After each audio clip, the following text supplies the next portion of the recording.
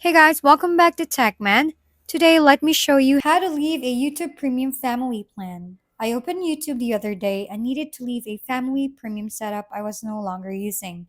So I signed into my account and clicked my profile icon in the top right corner, then went into the purchases and membership sections where all subscription settings are stored. And from there, I opened Manage Membership and looked for the family sharing settings, then selected my profile inside a group and choose the option to leave the family group.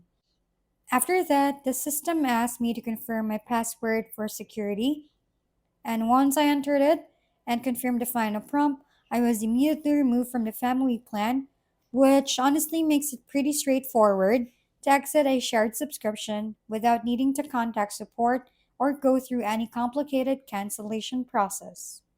If we've been helpful, kindly give us a thumbs up and don't forget to hit the subscribe and bell button for more contents.